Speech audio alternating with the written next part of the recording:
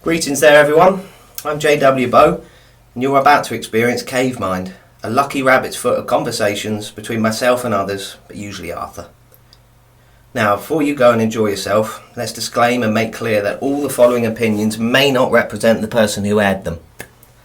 And perhaps if you're a minor, don't tell your parents that you're watching, but don't forget to find Cave Mind on YouTube and subscribe either. You might like to check out BIscuits.com as well for further material and links to my very own novels. Now that should have us covered legally and financially, so I'll leave you alone to get stuck in. Have fun, but don't judge. You're welcome.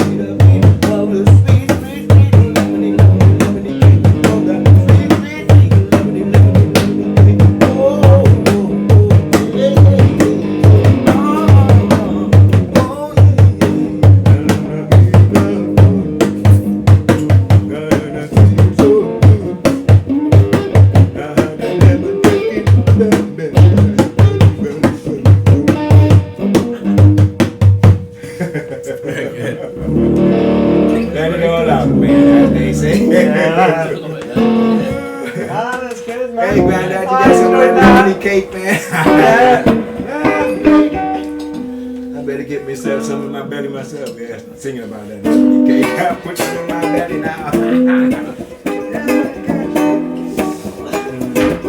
Where would you like to begin with music? Well, where's best for you to begin talking about music? Well, creativity and the arts and... Happens anytime. Every time, all the time. Yep. There's a special week time for it. Are you looking for it, or are you just aware of it when it's going off? Looking for it, aware of it, all the same thing. Yep. It's like let it happen. Yeah. It always happens. Always. In the fullest, yeah. Some take some appreciate it, some don't. Some take advantage of it and some don't. You know, but it's always happening. And creativity never ceases. I agree with that, with the writing. But do you have to if you're out and about and you're just going for a walk, and you haven't got some instruments with you, and you feel it, do you have to bottle that for when you get back later on and you're out on your own with your drums? Or is it just something that you're carrying? Is it just something in your natural magnetism always, that you then... Always, yeah. It's always in you. Yeah. At least for some people. But for me, it's always in me, That's a bloody hard place to start though, isn't it? You guys are really awkward. Okay. It is. It's just in the magnetism and everywhere. It is... Man, it's going to be short tonight. It's always within me, personally, to express the sound of music. Yep. The sound that's inside of me needs to come out, you know, that kind of thing. Okay. And, just singing and just making stuff about cake and and stuff. Yeah, it's fabulous. I know what he means. You said it before, I don't know what he means, but now I know what he means. Yeah. Inspiration is from our surroundings, right? Just like our the state of mind is our state of environment. Yeah.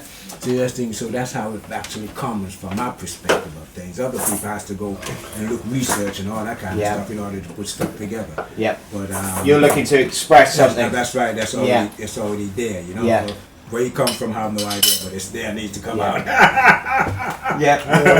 Okay. Well, can I start us off? I've been recording and I've now realised I ought to say hello. Hi there everybody, welcome to Cave Mind. Cave Mind. Cave Mind, the lucky rabbit's foot conversation between myself and loads of people tonight. Arthur Wapkaplitt with us. Hello. And his Rickenbacker guitar. Rickenbacker. Yeah. Olugbala. Olugbala Kokumo's here, Antiguan drumming sensation. Yeah, right. and he's armed to the teeth with musical instruments. Also here are my mum and dad, because we're recording in their front room tonight. So Sally Bowe and Cliff Bowe are also here and may very well be taking part. Sally Bowe. But I didn't want to have to interrupt you, and I have done. You did. And if you'd like to play, having talked about the philosophy of music, if you could play for a few more minutes. Yeah, philosophy of music, man. Yeah, it's a tricky thing, man. Yeah. Tricky thing, subject, man. Yeah. Well, I think best not to try and explain it, That's right, and give us a couple more minutes. I got you. I thought maybe if I'm trying to play bongo on the guitar, can you play guitar on that? I have a couple of notes. Yeah, and that's a flat, and that's a sharp. It's not going to work, is it? Maybe if you loosen your strings. I've got 2 notes. I got basically 3 notes. Yeah. First, so go for it, man. I don't know. What do we? Here is a rhythm. Here's a rhythm that you could fall into. It's very simple. A 6/8 rhythm. It's round.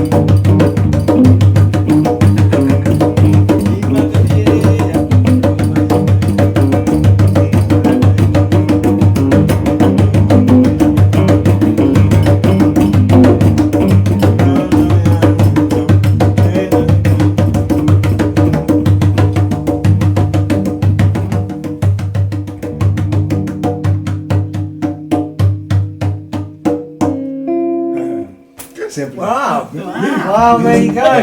Music expression is so simple, man. Well, there you go. Something, man. I'm Yeah. gonna say, when you're sitting in the jungle, right, and you hear all this sound coming at you like a symphony, yeah? Ain't nobody telling nobody what to do, ain't it? No. Everybody talking their own language. Yeah. Talking their own language. That's really true. And the sound is the sound, and the sound, yeah. We're composers of sound, you know. Words is sound, you know, yeah.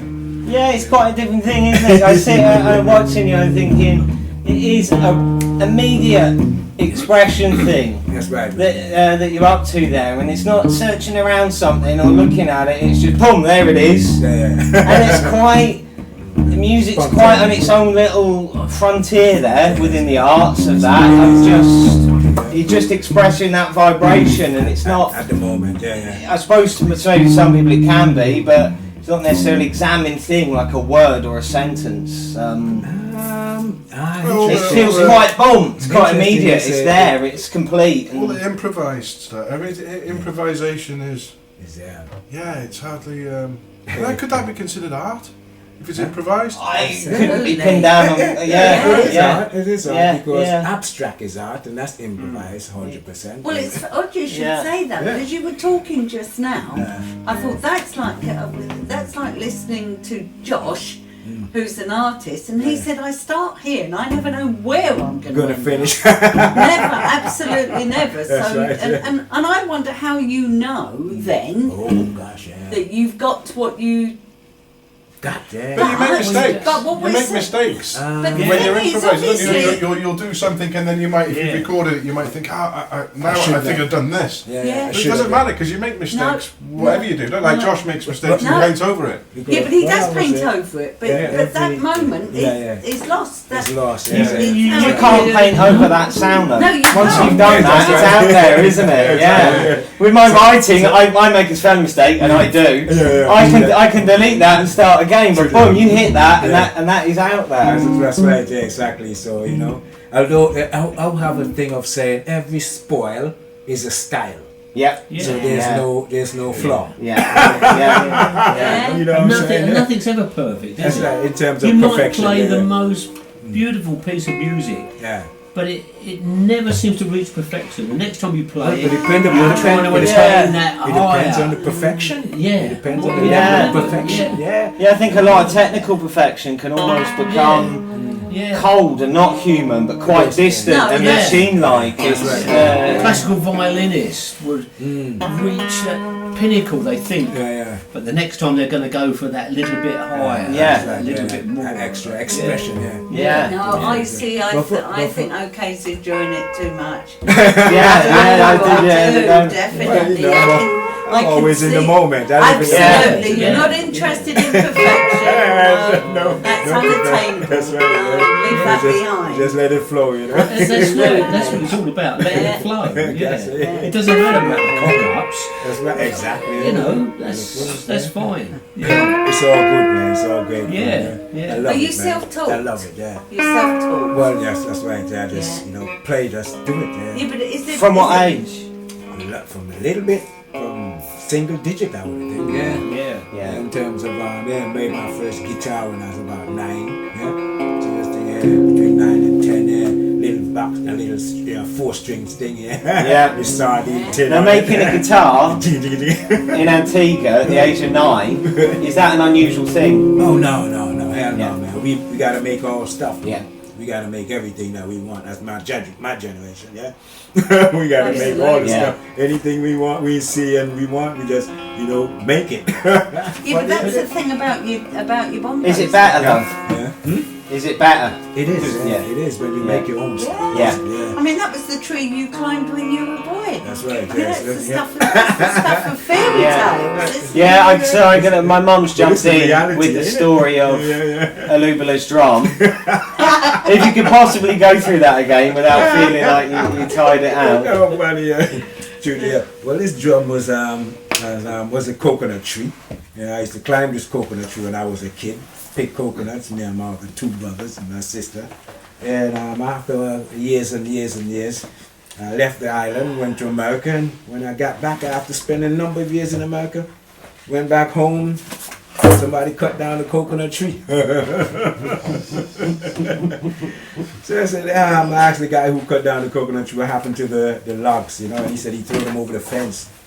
So I went and got a couple of pieces, and I made myself 3 drums.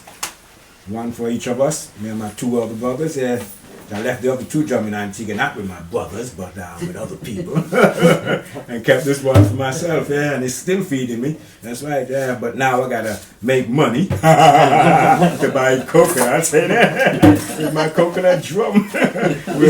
Where I never used to do that. They used to just go climb the coconut tree and pick the coconut and drink it. Now I gotta work for money to buy the coconut. When in reality, ain't it? That's an inspiration again for another line of music. You see how I said music is life, man. Inspiration is an everyday thing. It is. Every second, every minute, man. It is quite culturally, is it? To make stuff. Not only to make stuff, but to make musical instruments and to play them. Yeah, that's right. So all children would grow with. If you got that environment to live in. The kids nowadays, they don't have that environment to live in, so they tend to fixate on other levels. I think that is quite probably that's an unnatural. I think kids making drums and playing drums. Since base level natural state for kids to be in. When that's not going on. I think that's an unnatural condition to be under there. Well, something will fill that void, and it's definitely going to be thumbs. It's probably going to be one of those horrible 2-thumb jobbies. It is. I reckon if you gave a load of kids a chance to make a drum out of a tree, I still reckon they'd be all over that. Get rid of the mobile phones first. So, because a friend of mine in Switzerland, he was asking me, how do you make a drum, I was giving him the idea, the layout of what to do and that kind of thing, and I think he did it, basically. Never did got back in touch with me. They said, well, he's done it, but he wanted to know, I told him. So does it matter what wood you actually... Not really. No? No, but they say the more dense the wood, the better the drum. Okay. The sound in terms of it resonates. Is that true for you after years and years of playing the drum? I would think so. Yeah. That's right. Because the more dense the wood, it tends to hold the sound. When this is fibrous, and what I had to do with this, I had to seal the inside with resin. Yes. Yeah. So it doesn't leak, the sound doesn't absorb inside. It holds it and sends it out. It traps it. Sure, you can't make one out of an actual coconut. I'm sure they could, Because that's strong, isn't it? But it depends on the size of coconut. Because I've got one at the house made out of coconut and bamboo, but it's very small. That's like for ceremonial kind of a thing, that kind of thing. But now unless they got a massive coconut like that, man, I would like to see a coconut like that. Yeah. I've seen some bash like that big. Gosh, bash is a thing that grows on a tree, and it's how should I describe it? The outside is very solid. You scoop out the inside, and you could use it for doing anything, especially cups and bowls and drums and instruments, that kind of thing. Yeah, very unique. Calabash, we call it. Yeah. How many countries are you taking that drum to? Would you reckon? Not many. England, Switzerland, Germany. Where else? Holland. Where else I take this drum? That's about it, basically, for now. Yeah. At least for now. Yeah. That's not bad at all. Well, you're in Wales now. And Wales. So Wales. And Wales. Yeah. I've been to Scotland. Yeah. So, There you go. They adding up. Yeah. You got to think these things out. Does it have a name? This drum? Yeah. No. You haven't given it a name. I call it OK. It's okay. Yeah. Okay, Junior. Okay, Junior. Yeah, I would have called it O, because it's circle. Like my name is an O. Yeah. So I'll call it O. Yeah. Hello, O. Hello. Yeah. You feed me a lot, man. How do you get that hide so tight? Well, that's another option. Do you shrink it on? What? No. After we wet it first. Yeah. So you can feel like material. How long? That's goat skin you said. Yeah. In terms of we soak after it's been cured and everything, and we want to put it on the drum. We directly soak it in water and make it soft like a leather, and then like material. Then put it on the drum and lace it up like a shoe all the way around. Yeah, and then when it dries, then you pull it up against some more to get whatever sound or pitch you want. Yeah. Oh, I see. Yeah. So you can almost tune them. Basically, that's right. You can tune them. Yeah. Okay. You can tune them to any kind of a musical notation scale. All kind of right. thing, yeah. Do you tune? I just put it up to one to that. Sounds good. I like that. That's much better. So you don't adjust it for any wherever you want to play with it. How do you, over years and years of playing it, do you start looking for a different sound from it? Do you reckon you've held a fairly constant pull on the skin, or do you reckon over years have you looked for something else, or because if you're not going to a specific scale, you're going to what your heart's out. That's right. Yeah. No, never did. No, because when I put this skin on there, I tuned it to what it was. My feelings, to the fullest, and if it feels good to me, that's how I'm going to leave it there, because it makes me feel good. Yeah, that's how I feel in the writing. That makes me feel good. That makes me feel good. So I'm not going to change it, because if I change it, it's probably that. If I change it to something else, it's not going to make me feel good, May probably make me feel alright, but that's not going to work with it for a little while, But if it makes you feel good, you stick with it, according to Grandma. Well, that's quite right. Yeah. And if it's good for you, stick with it. Absolutely.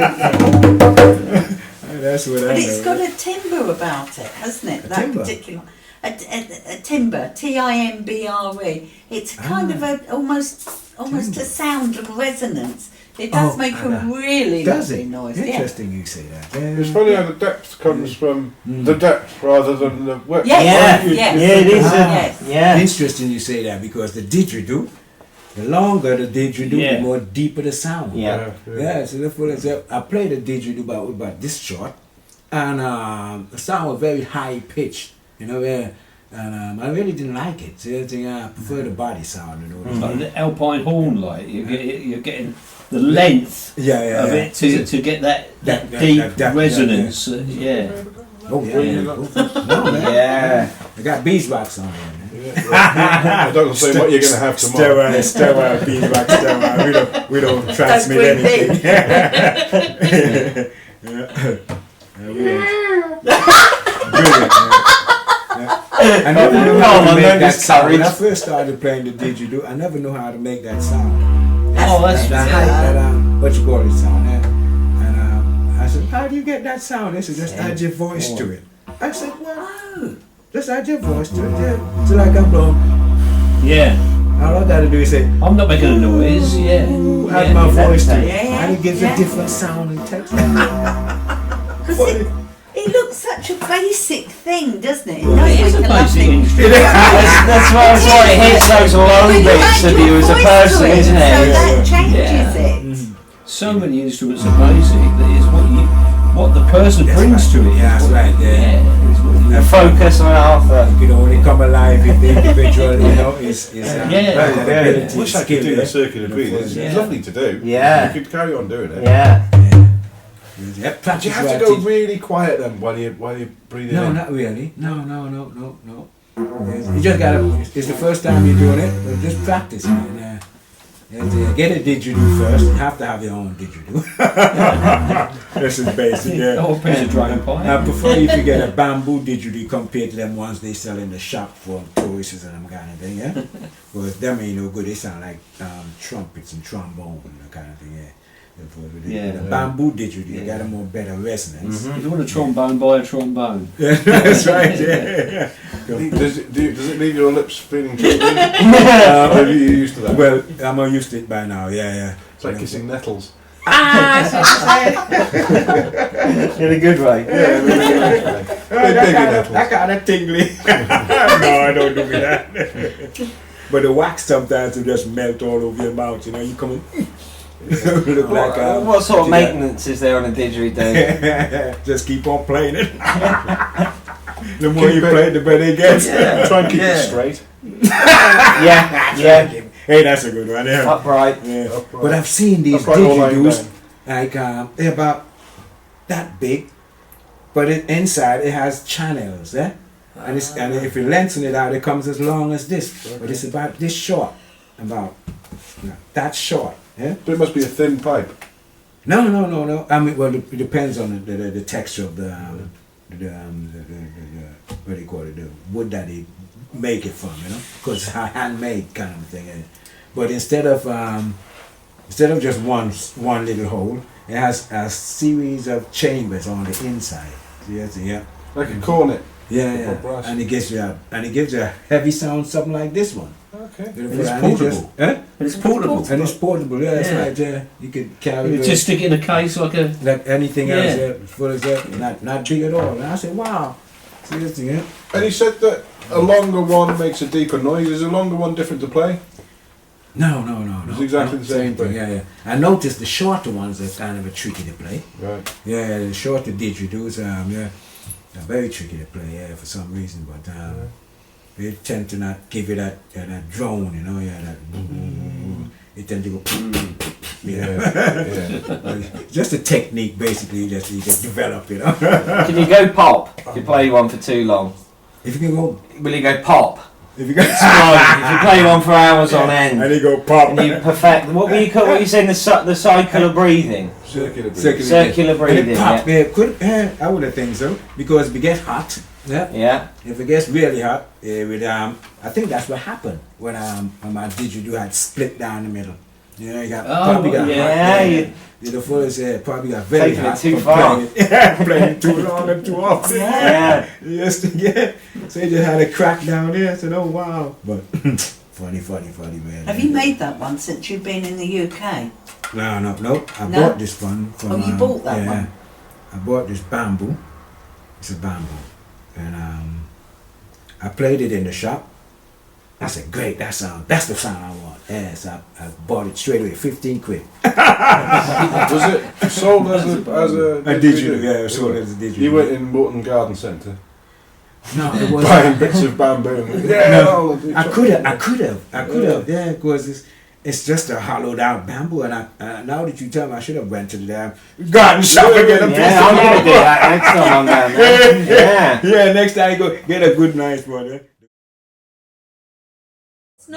Green is your favourite colour. But what does it give you that other bits of bamboo weren't giving you? Why that one? What was it? The sound. Yeah, I mean, what is that? I know it's a difficult thing, but belly sound. Yeah, like when you go that sound. Yeah. Yes, we've sold a couple in our shop, and I tried playing them, and they weren't as easy to play as that, and it sounds a lot deeper. Yeah, it's just nice to play. This one. I've only tried 3. But that one I could make a noise, unless I'm just having a lucky night. Probably. It feels good. Yeah, it does feel. I love it, man. Yes. I left it someplace for a good amount of months. Yeah. So I had to use a drain pipe to substitute. And the guy remembered, hey, you left the didgeridoo over here. I said, that's where it is. Okay, I come pick it up because I wonder what happened to my didgeridoo, Oh. Yeah, and I got it back, man. So see, there you go. Well, it's a good sound out of a drain pipe. But it's better than the drain pipe. But that's better. Yeah. The drain pipe served the purpose for that period of time, yeah. When you don't have any, Amazing use of the drain pipe. Yeah. I hope you kept the drain pipe. Yeah. My friend travelled all the way from Wales to our space with because he didn't have his didgeridoo. And he bought himself a drain pipe. Yeah. I said, that's the biggest thing these days, drain pipe didgeridoos. He said, yep. That must work. It must work. It served the purpose, yes. It's lightweight, That's true. Unbreakable. They can bend or melt. But, telescope would be a good one, wouldn't it? Telescope. A telescope. Didgeridoo. Very portable, isn't it? Telescopic, yeah. Just take the ends off. Yeah. Put it in your suitcase. Pocket. Short ones. Yeah, that would take a lot of wind. Yes. Compared to the short ones do take a lot of effort. Yes. Yeah. To get the sound, obviously, to get that. To get that sound, the short one takes a lot of effort for some reason. The guitar for me. He's tired out. He's looking after loads of new hedgehogs, aren't you? The amp gets tired. It starts whining after. I give it a rest. Yeah, it was whining and said, I've been playing too much. Give me a break. Do you want to talk about your new hedgehogs? Yeah, I have nothing against talking about them. Yeah, do you want to do a bit, don't we? We haven't had proper. There's been hedgehogs then? Yeah, hedgehog charity. Yeah, charity. Yeah, well, he's got loads of little. Oh well. Serious? Yeah. Interesting. Very interesting. You're into hedgehogs, man. Yeah. Compared to hoverboards. He's got hoverboard. The natural progression. Yeah. It is a natural progression. Yeah. They're incredibly sweet. Okay, how many you got? A good amount. At the moment, I've only got 4. Oh, okay. But that's enough. Yeah, it's keeping you busy, isn't it? Yeah. To feed him one every 2 hours. 2 hours feeds. 2 hours? It's about that big as your thumb. Well, it's not as big as your thumb. You got a big thumb. Yeah, I do, man. Yeah. No, it's about as big as your thumb.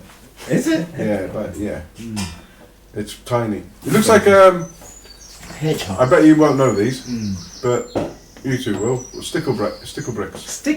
Do you remember those? Oh, Yes. stickle bricks. Yes. It looks like a stickle brick. Kid's toy. Really? And they Has it got its eyes open? They look like a. No. No. Well, they kind of look like a hedgehog, and you could take these and you stick them together, so the kids would stick one on top of the other, and like big Lego with spikes. That's what you mean, Ed. Yeah. Okay. So every 2 hours we have to feed a stickle brick.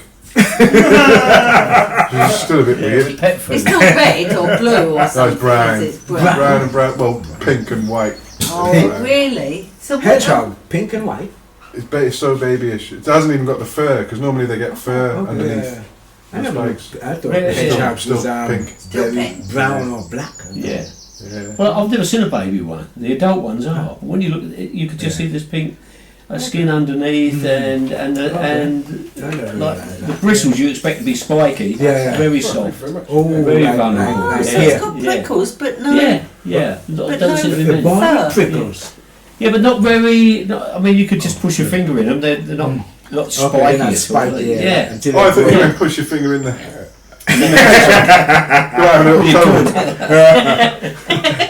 What's that? Yeah. That's that beer?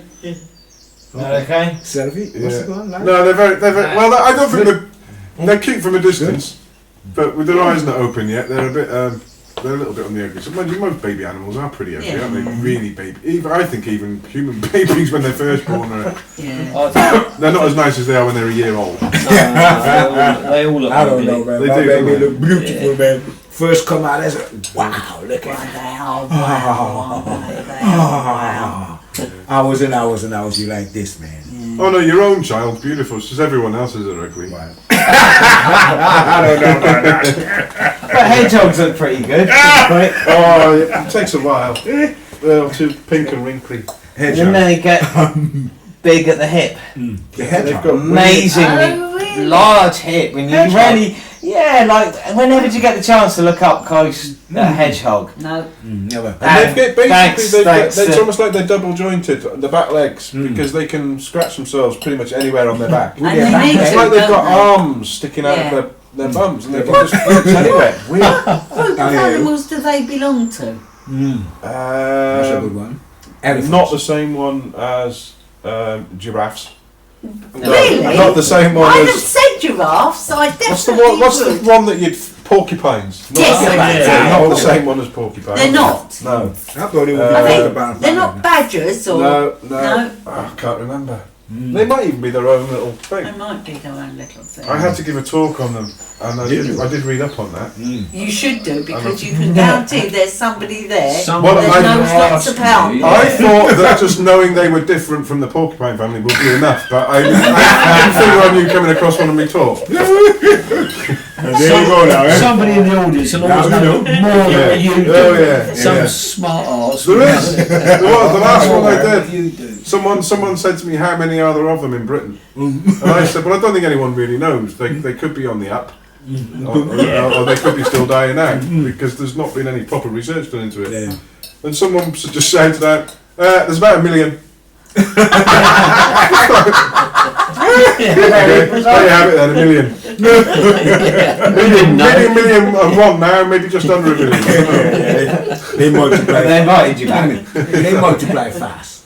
They multiply fast. Yeah, they do. Yeah, they're busy little things. You should see them go. They're all over everything. Worse than a And they're rabbit. strong. When they're trying to climb out of... Like a rabbit. Okay. Yeah, heavy breeders. Yeah. I never realized that. You can't multiply fast with all those spines sticking out your back. Arthur had a webcam I never realized that. looking at some. Arthur had a webcam up looking at some, but they breed so quick he thought, well, I can't have that on the internet. No kidding. Is that so? Yeah. Oh, they're funny little creatures. I mean, I have to say, You had a why, camera on of them, all Gary. those creatures, have you chosen to rescue Hedgehogs. hedgehogs? You want the You story? don't have to answer mine. How long is it going to be? Very quick. Okay, yes. I'd sold the business. The Hedgehog business. The hovercraft business. All right. I thought, well, I had a shop for a while, didn't go down very well. I thought, right, what do I really want to do? Nothing. I like animals. Right, I'll look after weird animals and charge the public to come and see them. So I effectively become a small zoo, Yes. a village zoo to start with, and then see where it goes. I got you. So I rang the RSPCA and said, I want to start a zoo. Wondering where I can get animals from, basically. For free? Yeah, free, or do I have to? I didn't know, it was just my first phone call. Where the hell do you get animals from? Great. And he said, you got a zoo licence then?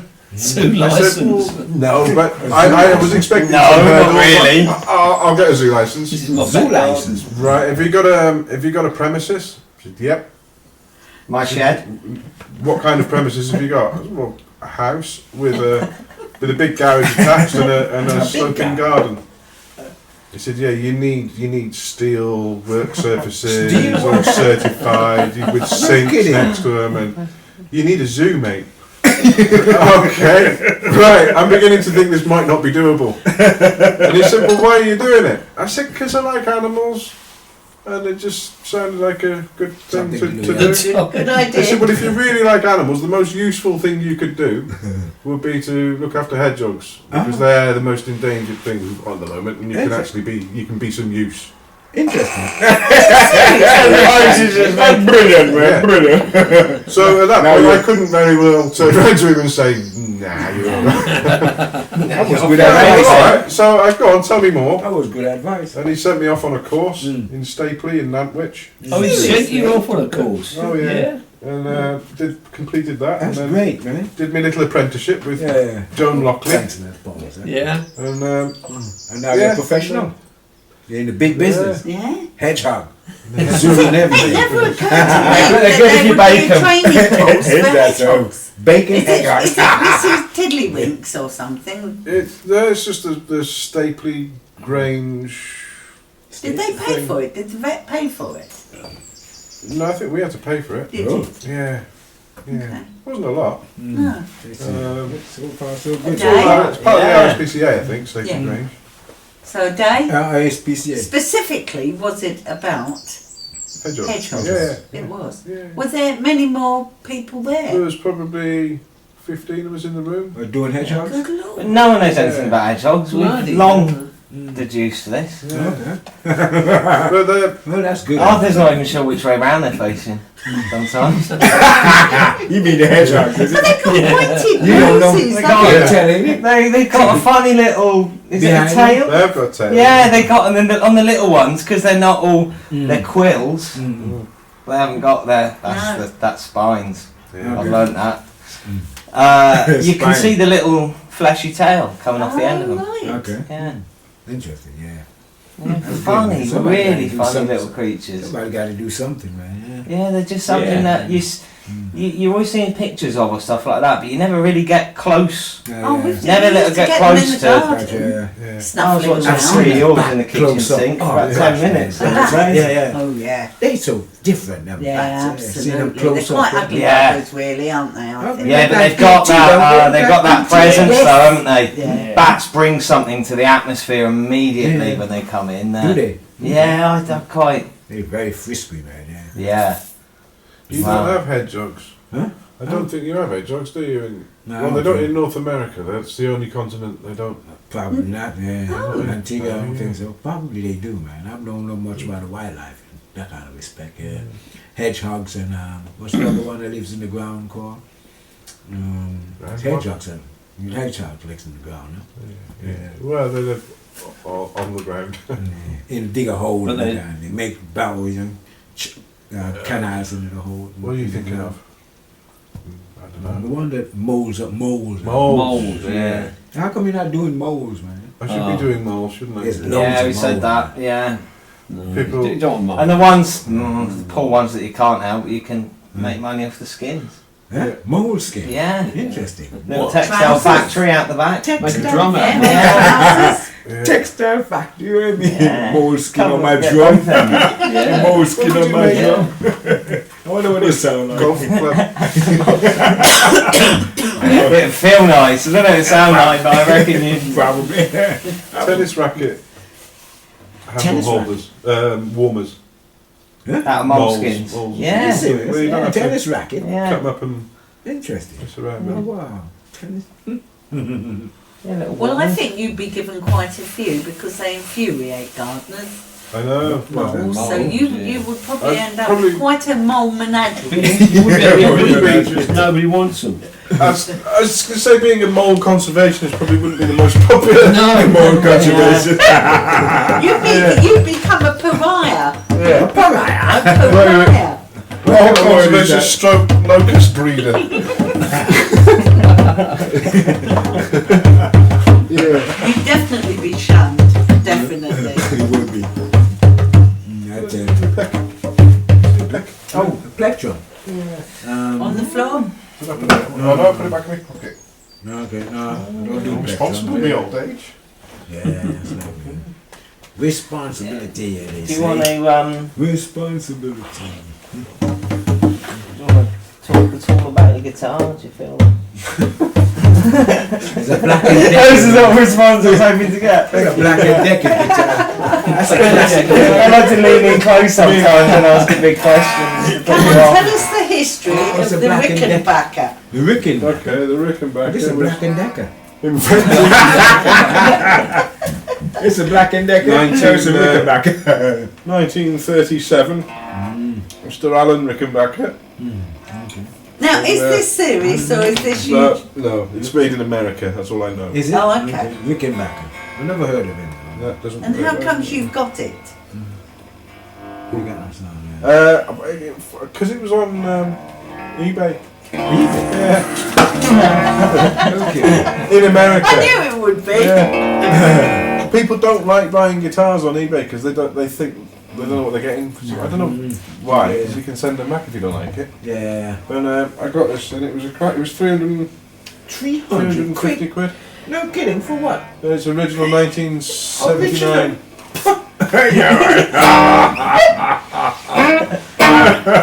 Yeah, but did it come with a case? No. And strings. And strings. You're done. And strings. But I sold it the next day. I get 1,200 for it. Oh, big business, is it? As it is You now. didn't Yeah. sell it. He loves I it. couldn't sell it. You didn't see him this afternoon when I went round to pick him up. Yeah, it is. It's good, man. It needs stuff doing to it. All it needs is playing. It's like, it's just a little machine that turns him into a large child. Okay, yeah. Yeah. Oh, brilliant. Yeah. Well, good. Give us one of your favourite songs, man. I don't know. You don't have a favourite? I don't know. Yeah, do that one you don't know.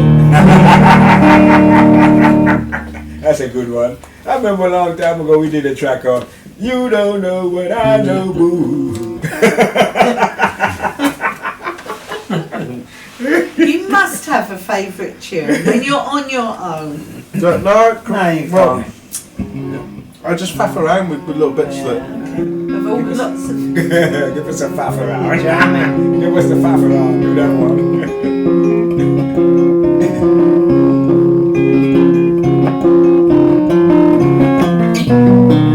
Yeah, great sound.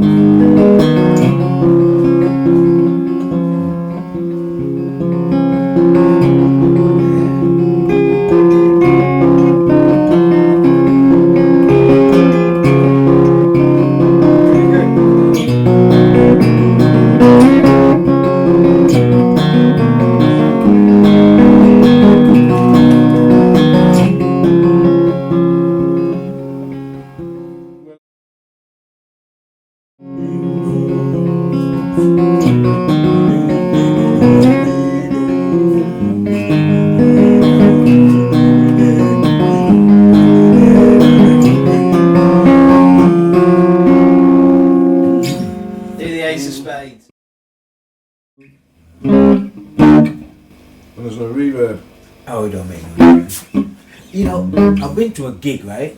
I was invited to a gig, acoustic gig, yeah?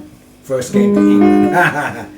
That's a brilliant, man. But when I came to England, I came with my drum and my guitar. I wanted to do more guitars than drum. But anyway, I didn't get no guitar gigs, so I got drum gigs instead. And so anyway, I was invited to this acoustic guitar session. I said, brilliant, I got a guitar session. So I walk with my acoustic guitar. It doesn't have a plug-in, right? When I got to the set, everybody was plugging in their guitar. I said, wait a minute, I thought you said it was an acoustic session. He said, yeah. I said, but how come everybody else is plugging in? My guitar doesn't plug in. I got an acoustic guitar. I said, what's this situation? He said, hey man, this is England, man. I said, interesting, man. Very interesting. I said, next time you're invited to an acoustic session, I'll walk with my electric guitar and plug it in. Oh, funny, you know. It's not right, is it? It's not right. No, I said, yes, most people have an acoustic with a thin neck. and metal strings. Right. Because that's probably what you hear on records mostly. Yes. But that's a little bit too similar to playing an electric one. Yes. It's the same kind of neck, really. Yeah. But I like playing the classical one with the nylon strings. Yeah. Because then you feel like you're playing a slightly different. Dude, that's the one I've got. Yeah. My daughter's granddad, he bought it from a car boot sale for £5. It's brilliant acoustic guitar. I was amazed. And he don't play guitar, huh? But for a £5? For a £5, yeah. And he bought it ages before I met his daughter, and we got linked up, and I moved to England, you know, and lived in his house. And he said, "You play guitar?" I said, "Yeah." I said, "I got a guitar upstairs in the attic." I said, "In the attic?" What does it do down there? And then he started telling me about, you know, he saw this guitar at the car boot sale. He went and he just looked at the guitar, liked it, and bought it, £5. He brought it home and left it up in the attic. I said, "Oh great, go get it then." So he went up and got it, and I brought it down. I looked at it, I said, "Wow, it's a great guitar." So in the morning, I went down to the shop, put some strings on it. Oh gosh, yeah. And I started playing it, and he just sat there in his chair like that one, and he was in heaven. I said, "You feeling alright?" He said, "Oh man, I'm in heaven. It's great to know that you can play the guitar. It sounds so sweet." I said, "Wow, look at that, you know." He bought that guitar, couldn't play the guitar. I turned up to be his son-in-law, come up, yeah, and then play the guitar, and he just melted in this chair. You know what I'm saying? So every night I play that guitar for him, you know, not for him, but, you know, for us. How much guitar you play? Of a general day, how much guitar would you play at the moment? Say that again? How much guitar do you play day to day? Not much. Yeah. Not much. More drums, eh? Yeah. Yes, Is yeah. it right? Yeah, man, go for it, man. Have a go, man. Big up a rhythm, man. It's gonna sound bad. Yeah. There's been some change.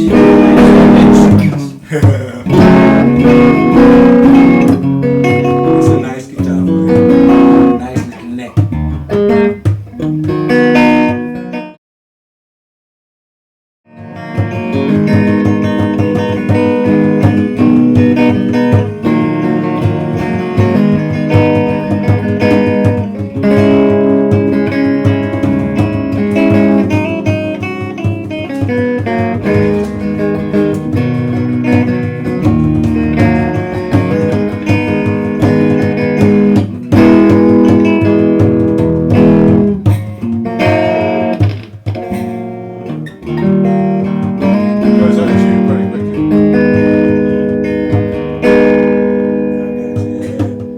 It's a very small neck.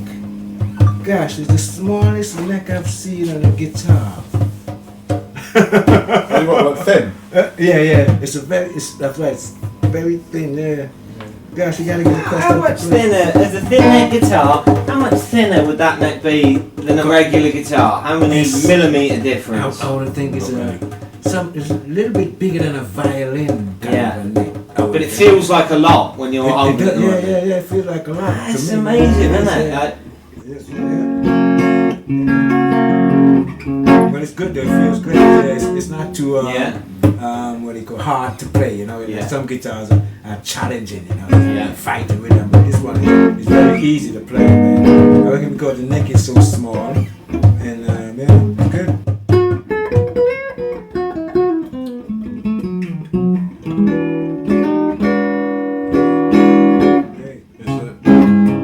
It's those pickups. I don't know what pickups are in it.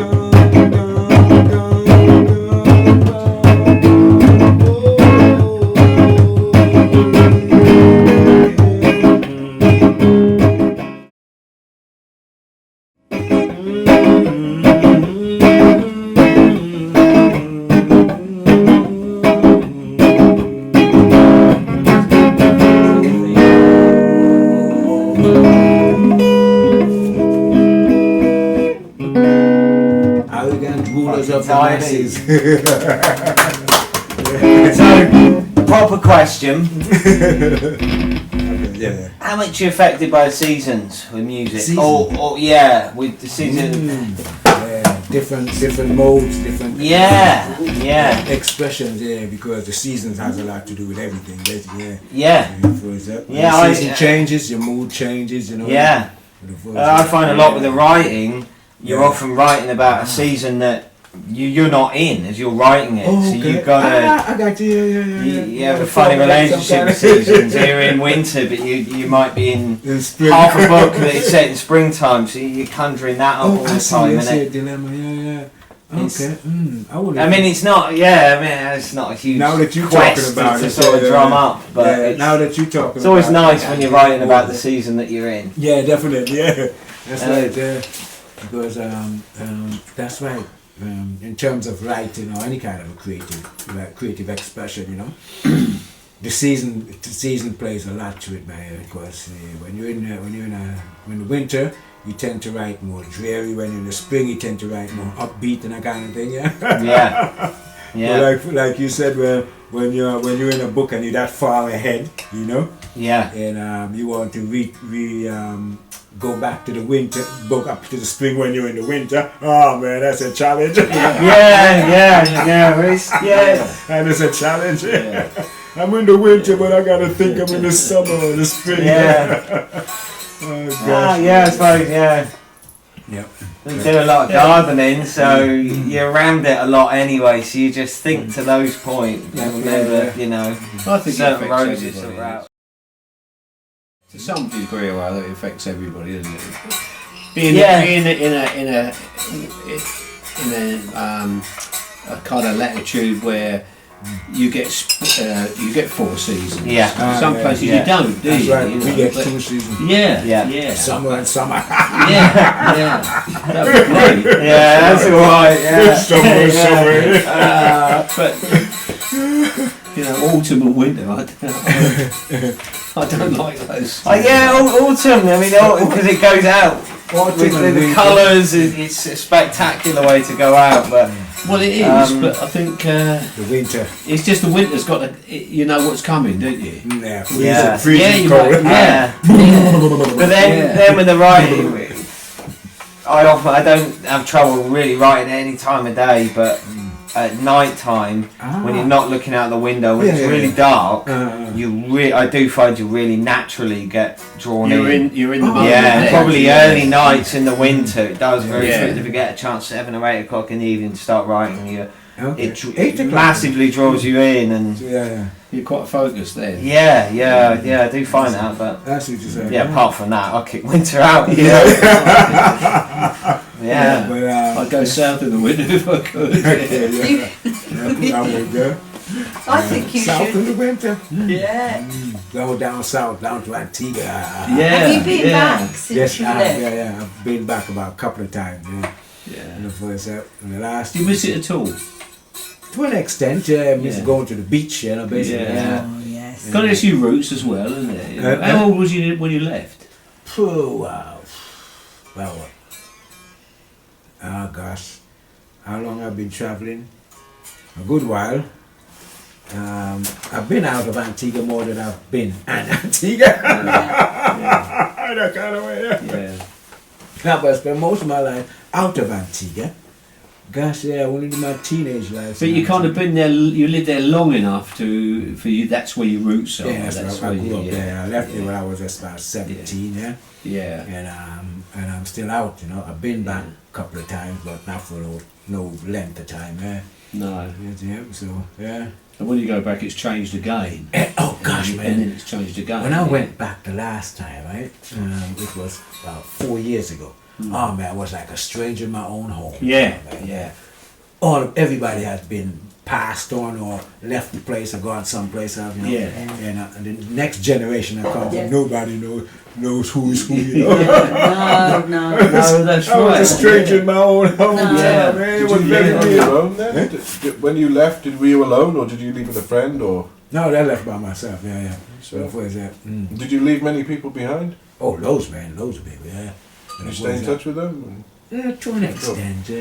to an extent, you know how things go when you're traveling. Yeah, you know, you got good intentions, but I keep the good intentions going. Yeah. You know, when I got back, there was nobody there. You know, so I said, "Oh wow, everybody gone different places." So. Yeah. That's weird, isn't it? It is kind of a tricky. I'm on the beach. Because really, that's why you're going back, I suppose. Hopefully, Hopefully, you're rekindling old flames and the old sort of. Right. But no, most of them had, different responsible. Going back to a house you used to live in and finding it completely changed. Same thing. I wish I hadn't come back. Yeah. I'd rather have kept the memories I had. I have been back to my childhood, the road where I grew up, and it's completely. I could walk up. I mean, when I was a child, there was our home and my grandparents' home, and a couple of other wooden shacks, really. But now, of course, everywhere's built and there's big houses and. Don't know your own neighborhood. No. Funny, No. Because when I went down my road where I used to live, the road was so small. Yeah. I said, gosh. I couldn't believe I was living down that road in that little bitty house. 8 by 9. That's 6 by 8 house I lived in. I'm telling you, man. Just big enough for you to stretch out, you know. There's everything done outside, you know. You cook outside. Well, that's right. You shower outside, you know. When the rain comes, which doesn't come too often, there you go swimming. That's the nice thing about living in a warm environment. It changes your whole perspective on life. That's why I wanted to travel and see where these tourists is living, you know, that kind of thing. All these tourists are living. How can they come to my island? You know? And now you live on the border of Wales. Tell you the truth, man. Gosh, you know, when it was 4 years ago when I went back to Antigua, I was living like a tourist. Went to the posh hotel. Man. And all the guests and all the staff was looking at me like, hey, you know. You should be. You should be working like you used to do, playing guitar and singing, entertaining the guests. I'm there drinking wine and getting entertained, belly dances and limbo dances. I enjoyed it. Oh gosh, man, that was brilliant. I said, wow, man. These guys were brilliant. That was great. I said, that's how they live, you know, in the hotel where they come from the foreign, you know, and they live in the hotel. Everything is free, man. Yeah? Everything. I wanted them exclusive. What do they call it? Oh, all inclusive. All inclusive. Yeah. Gosh, man. The amount of food they waste, though. Wastage of food, ridiculous. Ridiculous. Even them the stuff that left over that nobody eat, you know, is still good. So they take it to one of them places and let the people have it, but no, they started throwing it. Got some fat pigs in that thing. Oh God. God. That's true, but we don't even do that. Do they taste good? Well, when I used to eat pig, it was brilliant. When they get all the goodies. What they call it, ham. That's right. They was getting all the good stuff, them pigs, Well, we used to feed pigs on it, but we don't anymore, do we? We get pellets, ain't it? So we just throw it away. I was saying the livestock farming system here in England is highly ridiculous. I'm telling you that. They got to make pellets for these animals. And the pellets is fortified with all kinds of BS. Then the animals wind up with all these diseases like people. And all they really want is some grass. Exactly. Totally. But when that bovine thing came out, the last one, there was a politician or a politician farmer or some environmental person to do with the government, and they'd been interviewed and they said, well, we think Probably it was a mistake to feed sheep to the cows. Yes. How's that? Yeah. How's that? Yeah. No. Can you imagine being asked to have to deliver that line? You've got to say that with a straight face. I couldn't say that without laughing. Imagine having to say that. Any Joe in the street will tell you that. Yeah. And that's the process of things, which I say, wow, man, life stuff, man, But stay a vegetarian. Eat fruits and veg. Oh gosh, man. It is bonkers though, isn't it? I would have think so. Completely mad. All the crops being grown to feed to cattle that just want to feed off grass. Inconvenient nature all the time, not being the cheapest answer. Yeah. It needs to sort itself out. And there's just money to be made in it. Sugar needs to grow refined. Yes. It's all big. It does. Grow refined. So, on a nice summer's evening, will you go outside and play? Yep. On a nice summer's evening. Yeah, will you go outside and play music? Oh, most likely. Yeah. What's that? It's the best place to play. Yeah. It's at the acoustic guitar, the nylon one, the real acoustic guitar, not the metal string one. When you play it outside at this time of day, in this resonance, man. Yeah. It resonates so sweet. Yeah. And you can hear it for miles, but the sound just travels there. It's a good time to play outside when you got a proper instrument, Yeah. Did you do on the drums? Or what you bring with you, okay? It's just this love, and you can't help it. Huh? It doesn't matter. No, for your instrument and the music, you. I mean, I'm not musical at all, and music. I like the songs I like, and the songs I don't like, I don't want to hear. I'm quite intolerant. Shut off. Yes, exactly. I won't listen to it to the end and think I might like it by the end. No, I'll turn it off. But it doesn't matter what you play. I'd love to hear it, and it is because of the. I don't know. What would you call it? No, it's because. I think something what the individual brings to it. You know, if you like yourself, you're kind of charismatic, you're easy, you know, and I think that comes through in the music as well. I think people's character is shown a little bit in the music. That's good to know. Appreciate it, sweetheart. I do the best we can and leave the rest, ain't it? What else can we do? Have some fun while we can. And having said that, it's a shared thing, because when John used to work at the local concert hall before we moved. Concert hall? Yeah, John worked in a concert hall.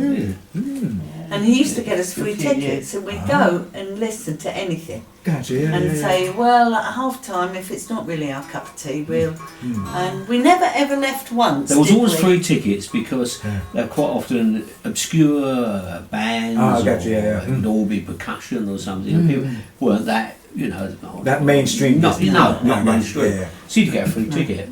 Yeah, we'll have a free ticket, we'll go and listen. They were always great. I never walked out on one of them. The opportunity for that shared experience. That live moment. Your resonance. It's always good. It's always the amount of music that I got to expose to. Sort of 10 years at a concert hall. You can't. It's an incredible thing to be exposed to. I got you, man. I love live music. To be sound checks and stuff like that, and hearing the things that all these amazing bands do behind the scenes. The moments that you get with things are incredible. Even the kids, when they come up there, and you get the kids' bands coming, and they'll all do their little bit. But you want to give it. You know, when you hear something like, "Oh, that's amazing," your first thought is, "Oh, I've got to go get some tickets. I'm going to get some other people, see if they want to come and see us, because there'll be space, and it's going to blow them away." That's pretty good, man. There is an immediacy with music. There was a lot of opera that we put on there now, and I always like that. But opera is a very different thing. Culturally, comes with very different things. But just with live music, there is an immediacy that is very hard for any other arts. Each art seems to have its own little things that it can particularly do. And music has an immediacy that culture background doesn't really matter. Once you hear that, your resonance comes through. You're like, whoa, Christ. That's what you're looking for. Yes, You want, man, that resonates. When it resonates with you, you become alive. You can go to the cinema and the lights come down and you can have quite an intense experience, but you hear something live and you feel it through your body. It doesn't root, it just grabs you. There is that. It heals you straight away. It makes you feel good. And feeling good is what it's all about. When the sound makes you feel good, and I think the audience gives something to the performers. I think it's a very symbiotic thing. That's right, response. That's right. It's a call and response thing. It is. I can see that. I always say, when I'm on stage, I said, I'm not doing it for me, I'm doing it for you, so give me some feedback. Yeah, absolutely. And I said, I said, brilliant. What we like in the UK, feedback. on your watermark of feedback, where's the UK? The UK feedback? Yeah, did we get stuck in? Not to the fullest. No. We tend to be very, laid back to an extent. Yeah. But then when they get stuck in, they get stuck in. Let's go for when we've had a few drinks. You want a Guinness? I said, I got 3 over there lined up. All right, I'll put another one on it. When they get stuck in, they get stuck in. Oh, that's they good tend to hear. to be, That's good. what do you call it, patient a bit. Yeah. Glug, glug, glug, glug, glug, glug.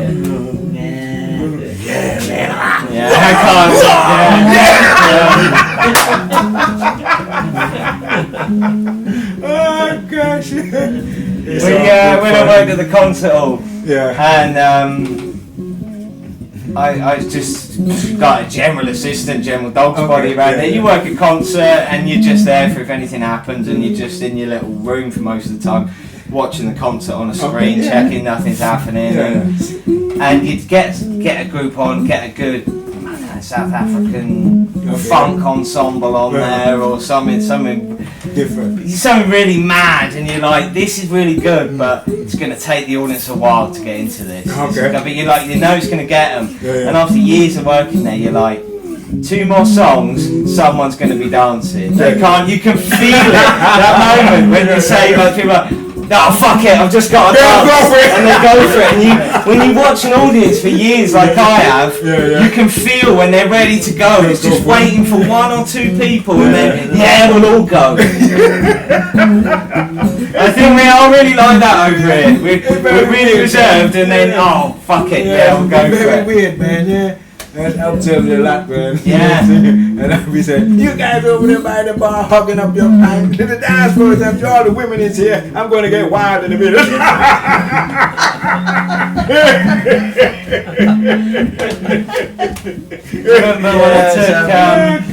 I took my niece to, this is years ago, so she was about 10 maybe, and it was an African group had come in, and they had these tiny little keyboards they ran off car batteries. And a few drummers and stuff, but the whole effect was so, it wasn't funk, but you couldn't help yourself. It had a really funky groove. And I'd heard them in sound check, and I thought, well, I'm not working tonight, but I'm coming down to have a dance to this. It's too good. It's too good an opportunity to miss. And you're given those rare opportunities when you're around music a lot. Like this won't be happening again. I'm going to take it. I'm going to take it now. So I took my niece down there and assumed everyone was going to start dancing immediately, but of course, no, not over here. So I sort of just planned to have a bit of a dance. Sat down my niece for the first song. Nothing happened, and then like the second song, oh man. By the third song, I remember I grabbed. She wasn't sure. She thought we'd come down to have a dance. I said, come on. And we just went down the whole stage, just the 2 of us in front of, I suppose, 800-900 people, and started dancing. Slowly brought people on during the thing. I knew my manager was watching me on the screen. So I had to go down and chill with them the next day. So you started that, get that going. It's like it gotta be done. But it was so good, and the moment people go, you're like, everyone can relax now. That's right. It's alright, because what you want to do is be loose anyway. So you just. Funny, man. It's funny reality. Always laughing. I said, wow, this is England. When you talk about capturing the moment and stuff, and I think, it's sort of in a different way. No, I understand that expression. I'm not going with the flow. I'm after a tone always with my writing. I'm after an overall tone with a book, and then the chapter. I'm after sort of different tones, which I suppose would be like different songs, different scenes. But you want to hold the tone of the whole album, and I like moving between those. And however I get that. I write with music on and stuff like that, so I can keep a sort of thing going that I'm after, and then go for that, and not worry too much about the words that I've written. Once they're down, they're down. And the music that you're listening to, is that in some way linked to what you're writing? Do you find? Yeah. I mean, not always, but it does quite help. Yeah. Okay. So you don't randomly listen. Well, because I'm doing a book at the moment, and the guys at sea a lot, so sea shanties and stuff like that. Something simple music that comes through really clear. Do you know what I mean? Like different folk music from around the world. It's very simple, and it comes through immediately to you, and just locks you into that. And then you start the words start coming. You start writing. Yeah, I'm not after the words. I'm after the tone within myself, because that's my way into finding the words. They'll deal with themselves once I've got that. Like when you're playing the didgeridoo, once you set your lips right, and the sound finds itself. That's what I'm sticking with. But with words, that's what you're looking for. I mean. As a writer. Ultimately, even if I start by, I want to start feeling like this, and I got you. But ultimately, of course, it's got. What they call it is character, isn't it? In the character of the or what you're going to be writing about at that moment. That kind of thing. And I'm doing a kind of made up autobiography of a guy. A made up autobiography. So I'm holding one guy all the way through. So okay. Just one main character. Yeah. How many pages? 300 or something? At the moment, it's just clicked over 61,000 words. So I'm going for about 110,000 with this one. I would think from where it is at the moment. You sort of find out closer to the time, but within 10,000 words, I should think. You're flowing with this book business, man. That's I love it, man. That's great. Keep it going, based on the attitude of the main guy whose autobiography is. Is loosely based around an uncle of mine, so I know the character very well. I got you. Listen to lots of stories and stuff, so it's so you got it's a bit more, allowing him to seep into where you. Brilliant. That's good. Maybe like when you're playing with other musicians and you've got to allow them some of your headspace. Exactly. That's right. To do stuff. That's right. Guitar take a solo. Drummer take a solo. Keyboard take a horn take a solo. Take a long one too. What was your favourite solo? If you got to sit there and listen to the solo, what instrument would you like to hear going? What's the best solo? Who was it? It's not Jimi Hendrix, which was pretty good with Machine Gun. What's the name, man? It's not a solo, it's a song. Breezing. Have you heard of a song called Breezing? George Benson.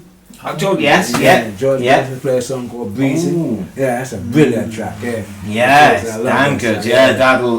You like that. He played that guitar so sweet, man. You know George Benson? He played a song called Breezing. Whoa! Oh, that thing he did with Benson Farrell. You'd love that. That is good. Who was that? Benson and Farrell, is it? Benson and Farrell? Will Farrell? No, Farrell. Benson and Farrell. What they do? He's a bassist. They did a little thing together. Okay. It's just lovely, tasty guitar. Interesting. The most impressive thing I've ever seen anyone do on the guitar was Jose Feliciano.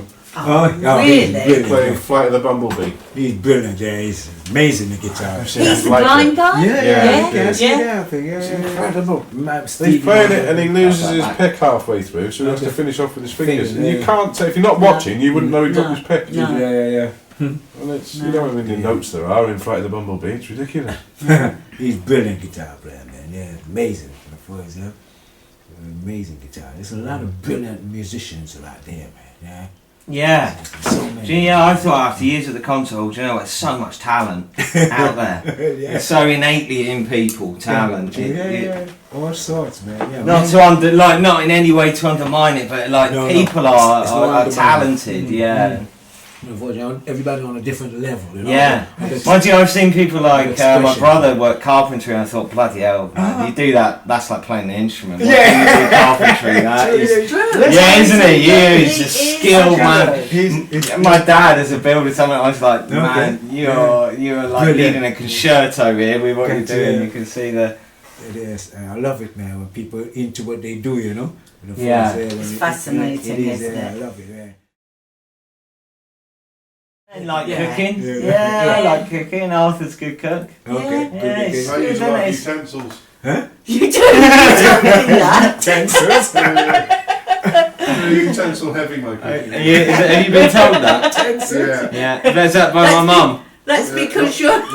That's because you're not washing up, my love. I always find that one spoon's never enough. Yeah. Stirring something, I'd stir with 2 spoons. 2 spoons? 2 spoons. Not that he does not mean at the same time. 2 spoons. He doesn't. I'm a 1 pot, 1 spoon. Yeah, me 1 too. pot, 1 spoon Me too. cooker. I don't like washing up. And I never used to cook with a spoon, I used to cook with a stick. Enjoy the journey, have a joyful journey. Cooking up between 6 sticks tied together. Very strong though, you know. And they'd all have to be the same length. I wouldn't want some of them scraping the bottom of the pan and others no. Sticking you in your finger, your palm, your hand. Splinters. Splinters all over the place. Well, I think bamboo would be the thing to cook with. Yeah, it is. If you're gonna cook with, is it wood? No, it's grass, isn't it? It's wood. It is a grass. But that's the thing to cook with, I reckon. They're pretty good, yeah. Well, they do. Well, we As use a just what spoon? we've got, yeah. As a spoon. Yeah. Yeah. You could wrap Strong. it in the leaf, couldn't you? Bamboo. Yeah. Not only Say strong, it again. but also. You could wrap it in the leaf, couldn't you? Bamboo, like a wire. Okay. They cook in the Oh, it's leaf with the fantastic bamboo. plant. Oh, Yeah. banana. Yeah, or banana, yeah. Banana That's leaf, another one, yeah. What is that? We Seven used to types cook of different types of bamboo. I call it, what do you call it? A dish Right. called dukana. Exactly 7. Now, there's Amazing a how tricky many thing things. about this dish. The same process made up from potato, One right? species Sweet of bamboo potato. for Yeah. every It's called quill, dukana, quill, and it's there you called, oh gosh, go. Just a sweet weird- potato. Huh? But the dukana, the only difference between the dukana is that it's cooked in banana leaves. Right. Right, because we have sweet potatoes over here. Mhm. I don't remember them in my childhood. I've got Well, to say no, sweet there potatoes. wasn't a market I for think them. People, no. There wasn't enough disposable cash for people to be able to buy or experiment with that Oh, other goods. good. Or even perhaps Well, I or don't want think to people do knew it. about it. No. Well, I think I started when I was about 12. Yeah. I was smoking cigarettes then. And then stopped smoking cigarettes. And started smoking ganja straight up. Yeah. And a big chalice. Yeah, that was our first initiation. Yeah. Come over to the what do you call it? And I the bingy house. Oh, come over to the bingy house, huh? You going? You going? Yeah, let's do it. Okay, let's go then. Yeah, we went over to the bingy house. Kids, all the elders and them sitting around their big old drums and they puffing on the big pipe. It's the proper And the initiation. big pipe come round to us, you know, take a big whiff. Poof, puff, puff. Hold it in, long fella, hold it in. And then comes the tea, and then get sipping some tea. Yeah, and it comes around again. And then what? The rest of the day is just pretty much chilling out. No, doing the a rest bit of the tea. day you go work in a veg patch and fix a garden. Okay. Yeah. You do the veg.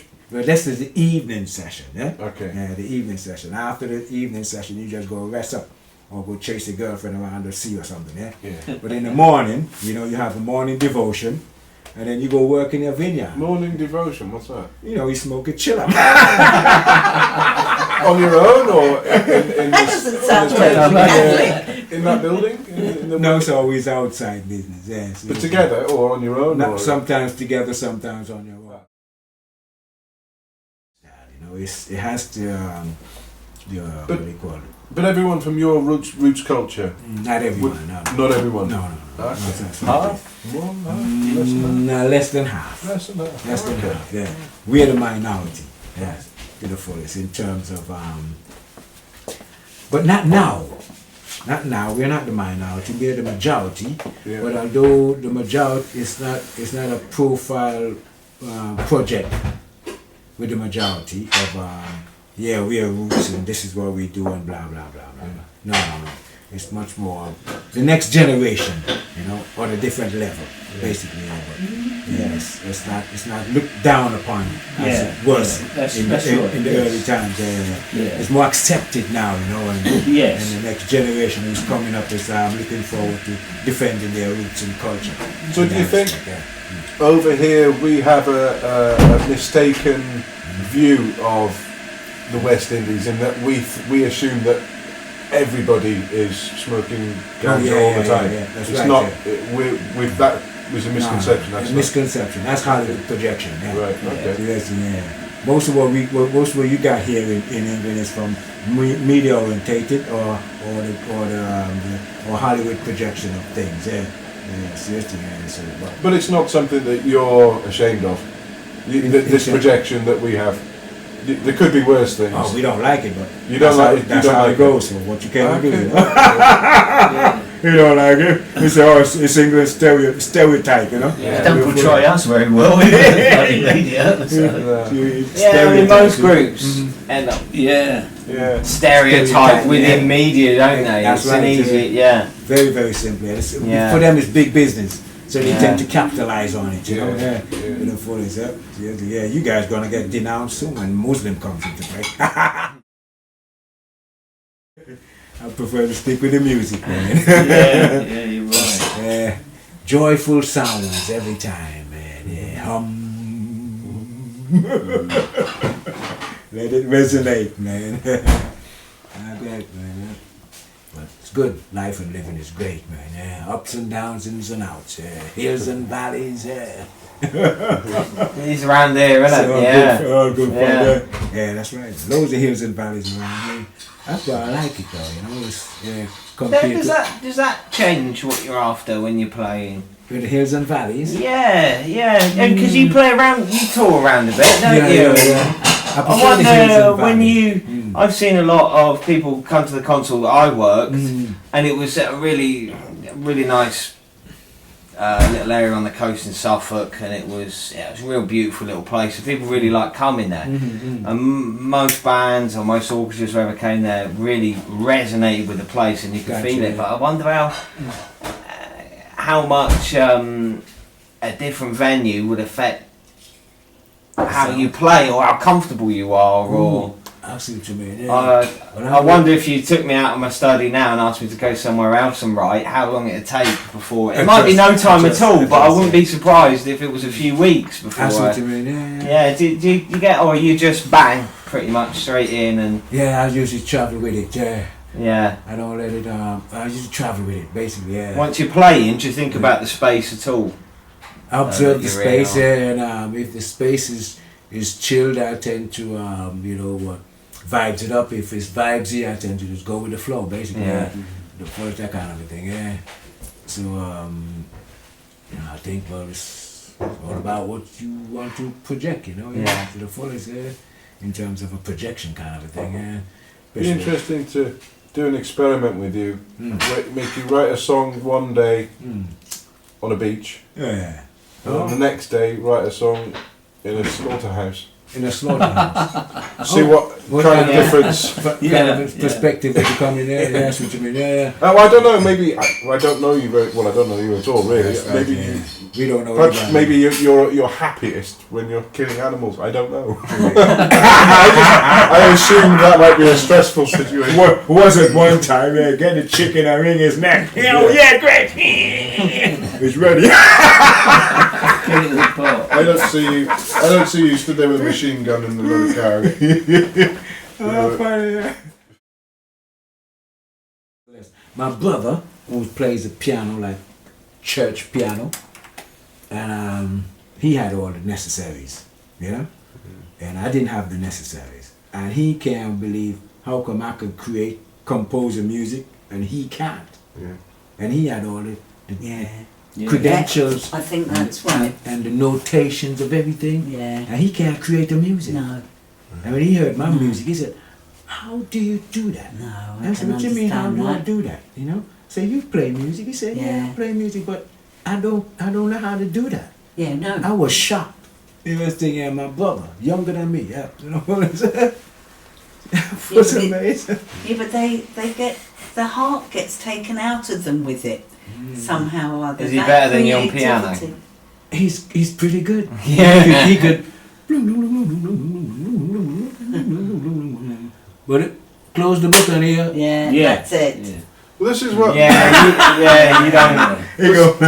This is what I've discovered over the years of playing, because I started playing when I was 15, and it's only in the last sort of 5 or 10 years that I've realised that all these great musicians that you hear about, the ones that are really successful, aren't really big names necessarily because they're technically brilliant on their instruments. It's that they're really good with playing with other people. Oh, okay. And like playing with other people. Probably the biggest example would be Ringo Starr. He never did anything fancy, Ringo Starr. but he was a Beatle, and he just played what needed to be played with the music. And that's why they're so good. Like, I always used to think, it's the ones that are flashy, and they're the ones that everyone would want in their band. And then, well, I suppose they can be flashy because they're not crap on their instruments, but it's not the flashy ones they want. It's the ones that are that listen. Listeners, the ones that listen. know when to play, what to play. True, yeah. And they can play, like you were saying earlier, they can play with other musicians as well. Yeah. Some can't, say That's not a learning thing, particularly, though, is it? That comes with experience. And, that's why that's probably can listen. Yeah. And at the same time improvise. Yeah. Which is a different skill to being able to be trained like his brother and playing like a robot. Suggesting you're in the plays like a robot. I know what you mean. Basically this, man, because if you can't see it, you can't play it. You know, something up, he's stuck. You know, for us, where I could just close my eyes and go, I'm making something. And everybody feels good. When you're playing around and you got a gig coming up, who do you like to play with? Well, I suppose that changes from time to time, but sat here now, if you had two or three other people around you, what sort of instruments would you like around you at the moment? I think does that change much or not really? Whatever the instrument there is, whatever instrument there is to let the sound come out, go for it. Yeah. Well, I always say the more musicians, the better. For different instrumentations, the better. Like a symphony. Yeah. See what I'm saying? Yeah. It's just like a symphony, man. Yeah. So doesn't matter if you're playing a drum. Triangles. There was a friend of mine, man. He was brilliant on the triangle. Gosh, man. You ain't had nothing yet. He was brilliant. He was just making that triangle talk, man. I said, wow, and it's just a simple instrument, you know? But when he puts it in, man, it just makes everything just feels good. That was me in the school band, the triangle at the back. It couldn't be trusted with anything else. But see, in the Caribbean, these triangles just don't do one note. They constant.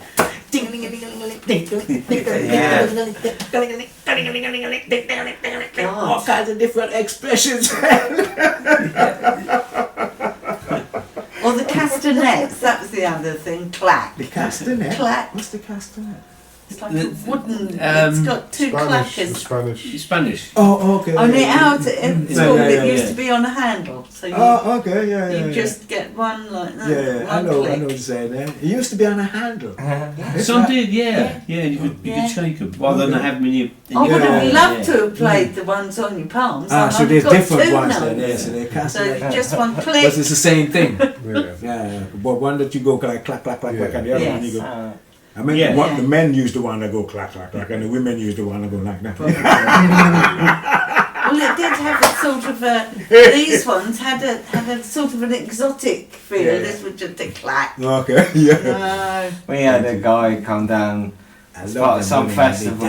Oh, I do too. Say it again. No, you were. This fella came out to the concert when he had a church organ, and he had it wired into these amps, massive amps. I can't remember if they were stacked 2 or 3 high, but they were certainly as tall as me, really loud. And he had them set either side, and the low resonance from them was just, we could tell as he was plugging stuff in, there was like almost a fucking Nikola Tesla general interference going off. And we'd help the artists and stuff out, and they'd come on, and once they want to get into it, we'd scuttle off and wait for a light. Do you need anything doing or anything? A lot of waiting around working at the concert hall. And he's sat in a little room, and he was just out there on his own. I could tell he was all right. And I said to him, manager, he's about to start. I could just go and stand on the edge of stage and hear it, because you can feel these amps ready to blow. And my manager said, "Darling, it's going to be bloody painful. We've set any sound levels. It's going to be awful." It's like, "No, I've got." And I just went and stood, closed the stage door, gone out of the way, but close enough to be sort of in the centre of these speakers. And he started just pressing on, and it fucking blew my ears and my mind. Boom! You really feel like a cartoon, and you're being shaken around. Helmet go off. Yeah, it's so. Live performance can almost hurt. Massive speakers. Because we dragged them in and stacked them up. They're really heavy. And I thought, God, he hasn't brought these in for no reason. But just on his own. Just a keyboard player. Church organ. It was really incredible. Putting them through. You feel the stage going beneath your feet, and just incredible low resonance. You got the frequency right. You can make people's teeth fall out in the audience. Millions anyway. That's right, man. High pitch can shatter your brains, man. Low pitch can destroy your body, man. Yeah. What is it? Incredible. Explode. I must admit, we went to see the Fun Loving years ago. We were still living in Suffolk then, and the band that came on before them, and then when it started up, I said to Cliff, "I can't stay in here. I'll have a bloody heart attack." They were quite. I could feel it. They were absolutely awful. You took you to Fun Loving Criminals. Yes. You like the Fun Loving Criminals? Criminals. But, oh God, the first band. No, but it was painful. No, they were loud. They were good. There was that loud. You say. It was. Okay. It really had really earplugs was. in. I mean, I'm not used to going to concerts. In fact, I've never been to one before or since. But actually, physically, and I thought, I will have a heart attack. I can feel it in my chest. That's the negative side of live performance, though, isn't it? You almost of the B act, the support act. Okay, it's a support act. Because it was nothing like the music that came on after it. Oh, okay. That was what I thought. I thought, well, it'll be something lyrical and like the Fun Loving. No, it was like heart attack. It was. The Fun Loving Criminals were quite laid back. It was got sort of borderline jazz and a nice vibe. And then my mum and dad, they quite like the Fun Loving Criminals. No, come along, you'll enjoy it. And I thought they were quite good actually. The first act, but they were fucking loud. I was like, why did I drag mum and dad out to this? Thought they'd be into this. But do you not think that the support act should be much more something similar to the but headline act? Sometimes the support act always overshadow the headline. Well, they did on volume. I've had that at the same venue. I've had that. I went to see DJ Shadow with my brother, and the support act, the drummer with the support act was so incredible. I need, when I decided to go mental, I need a lot of space around me, and when you're quite crowded in, and I was with my brother Jake. And he goes mental when he really goes for it. So there's a lot of space needed. But the band came and found us afterwards and shook our hands and cheers. But once it gets you, that resonance, you pretty much if you got the opportunity to take it in a live performance and you don't take it. I've seen opera. Oh man, live opera. With the orchestra right in front of me. Right there in front of me. I can snap and him conducting his head if he mess up.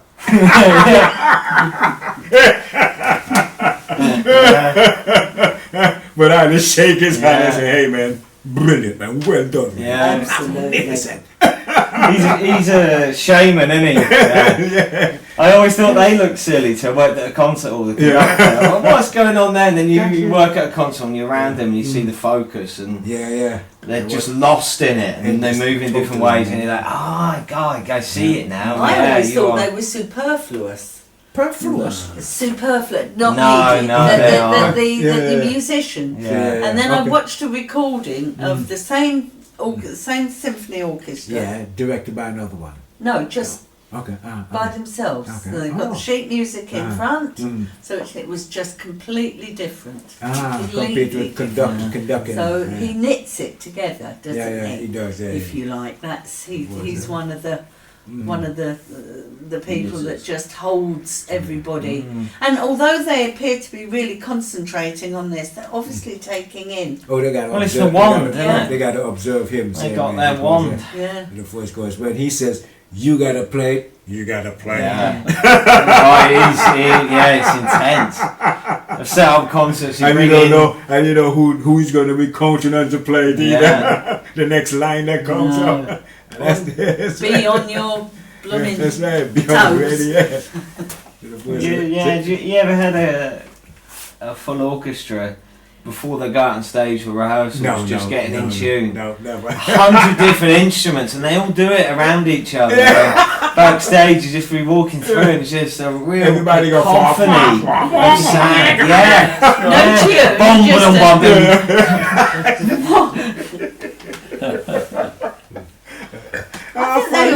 but the joy, that doesn't get. It's quite special to experience. To get to experience it and be around it, and it's a high energy thing that I like to be around. That people, a lot of focused people, being creative. Got you, man. Yeah. What is that? The other day, I got this guy to come tune my piano, and so everybody was in the hall chatting to him, blah blah blah blah blah. I said, "But hey, man, quiet down, man. The guy's tuning the piano, costing me 80 quid." Shut up! It's a religious thing, isn't it? And he said, "Oh no, it's all right. I got my what do you call it? His stuff. I've got my laptop. His little spanners, all his little adjustments. His phone with the tuner on there. Yeah. So he could. But I'm saying, but they still making sound. You're distracted. He said, no, it'll be all right, because when he's tuning in a concert hall and everybody's I've seen him do it. Loads. I know what you mean. I know a piano tuner. He doesn't play a piano. He just knows how to tune them. Just plays the same dong dong dong dong. Really, amazing piano tuner. Thought of that. Doesn't play the piano. But he's got all his little spanners. So the brother's got perfect pitch. He hears. Who's this? If he hears a sound, he'll say C. Who this? My partner's brother. Oh, okay, good. It's amazing. You go like that. And he'll go G. If you tune it up a little bit, it'll become an A. See, they're brilliant, man. And a critic on top. And I was listening about it. I said, well, how do you? And so I tuned it up a little bit, and he goes, "There, that's an A." Brilliant! I didn't even test him. I could have got my iPhone out, but I just because by the time he finished, I played a chord and it was perfect. So how do you do that? What have you got that we haven't got? I know it's hard for you to say because you've never had what we've got. You've never not had it. He said, well, basically, to me, that is as vivid as colours. Oh wow! It's like the difference between orange, green, and blue, purple. Yeah. That's what you mean. Good to know. Did you play an instrument? No, he can't play an instrument. He can't play an instrument, but he got perfect pitch. I mean, for the concert C of today's sound. Interesting. Yeah. I mean, it must be hugely important, because I remember you saying that John had at the concert hall a world-renowned pianist, and he always has the same guy before every performance come and tune his piano. Now I'm sure nobody else could hear the difference but those two guys. But obviously as he's playing the concerto or whatever it is, he can hear the difference. It's a highly strung area as well. Gotcha. Because I mean he's gonna, but I've seen a lot of them, like, to get them to play at that level, a lot of them are highly strung and need things to be ordered in the right way. Oh, I got you. Yeah. You know, you're happy to come and sit down, but you're getting classical areas, and you've got to be careful how you treat people, because they're trying to hold this little bubble around them of how they how they get their confidence. Gotcha, I suppose. Some people are very fragile. Yeah, and I've seen so many different examples of that. Yeah. Did you smack any of them? I need a smacking.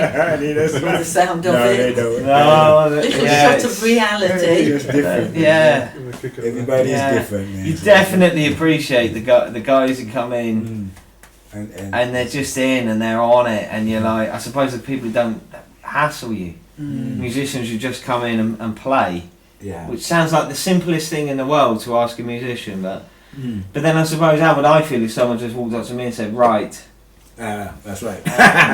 You know, I might turn around and go, well, but fuck tell you, you, no. People say, when they come up to me and say, you're a musician? I say, yep. And I say, you're a musician? They say, yep. I say, well, what you do is play guitar or sing a song. They say sing a song. If they say singer, I say, oh, sing me a song. I say, no. I said, yeah. I say, you're a singer, sing me a song. I said, no. I go through all kinds of different experiences. I met this little girl, 7. I said, what you gonna be when you get up? When I grow up? Yeah, I'll be a singer. I said, you like singing? She said, yeah. I said, sing me a song. And she starts singing. I said, go for it, girl.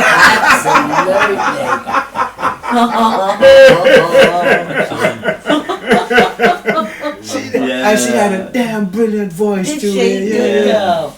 No hang-ups. No hang-ups. Yeah. I said, go for it, man. Yeah. And we sang all night. We sang for a good while. It was at one of them festivals I was doing in Kent. God, that is quite magical, isn't it? She started. I said, you know this one? Don't worry. And she said, don't worry about a thing. And we start singing and playing drums, man. She gonna be a great singer. I said, keep it up, girl. Just keep it up. Write your own songs, compose. Make up your own stories. And sing it, you know. Yeah, of course, God, we could do with an injection of that at the moment, couldn't we? What's that now? Well, with people just making things up. Okay, I see what you mean. Yeah, go with it. It's always out there. People are always waiting to make stuff up. That's right, inspiration flows from all you just generally don't have the opportunity, do you? No. I think it comes quick. I suppose really when I was the opportunity. When I was 16, it was all brilliant music. Now if I turn the radio on, I just think, oh God, shut it off. Absolutely. Oh God, Different I've got to listen to Radio 6. That's why they got stations now on the internet. You can go all the way back to 1901. Or even further afield. It's just brilliant. I said, wow, look at that. That's a huge thing for Decades, me with writing. Yeah. To set atmosphere, to set the tone that I'm after within myself, to have access to stuff like that. I got you, It quite often gets turned down for me, music, once I get into the writing, but it's so powerful a way. I don't know another quick hand way of accessing. Of getting to that that level. Yeah, that simple, usually really simple stuff as well that does it. Simplicity. Logic, You're always trying to make stuff complicated, don't it? Instead of making it which is alright. I mean, I suppose I quite like some of that, but if you... I try to keep it simple, man. Yeah, that's what they say, isn't it? Keep it simple. Simple. Have you ever heard of the 6-word story?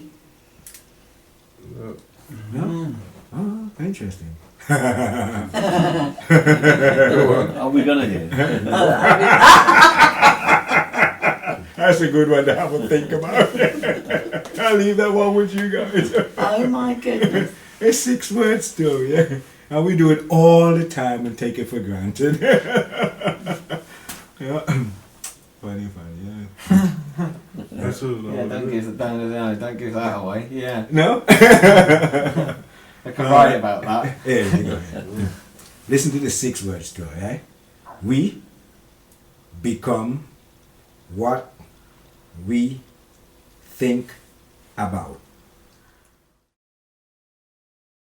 He's always the same though, isn't it? Yeah. Hero struggle, isn't it? You know, The heroes. one way or another. Yeah.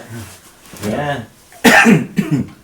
That's right. You've got to pick up your drum and That's the you're story. expressing yourself, and you might find that really easy. You know, some of it might have been a long, might have been a very quick journey, but there would have been a journey there to get me through that space. Yeah.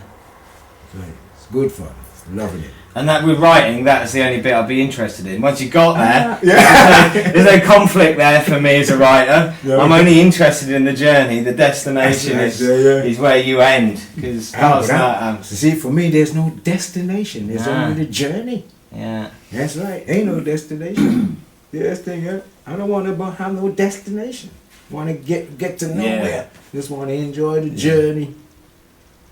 I don't want to know about the destination. That's not a good thing. It ain't a good thing. The destination is so. Yeah. Dust to dust, ashes to ashes. Yeah, that's right. Yeah. Rest in peace. Which is how my next book's going to end. Rest in peace. I never liked that peace word, you know. No, not with the guy who it's based on. You get too comfortable with that piece. So not good sounds for a musician, is it? Rest in peace. You need to be wanging it out. Yeah. You go down in reverb. That's a reverb. Echo. Yeah, like rest in echo. Yeah. Waka waka waka waka. Hendrix style. Oh, one of them was. Oh, funny. So is that what that pedal does? That's your reverb, is it? This one. That one that doesn't work? Yes. That's with wah-wah. Oh, that's your wah-wah, which is different from your reverb. Okay. Yes. Oh, yeah, I see. Yeah. So your reverb you plug into. Your reverb, then you turn on. Is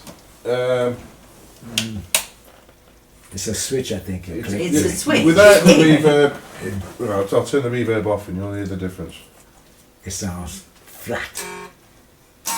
So, Oh. wait for a second. It's too up. I gotta warm up a bit.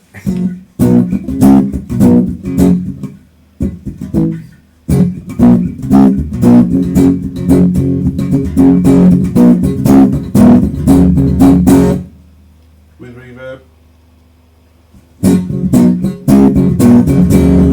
Is that now? Does that work? Doesn't sound like it. Turn it up some more. It's a little. Echo kind of a sound. Yes, it does. It holds the note. The note tends to be longer. Is it now? Yes, something like that. Because it's an echo kind of a sound. It's not coming too clear. You take that. Play it on your knees.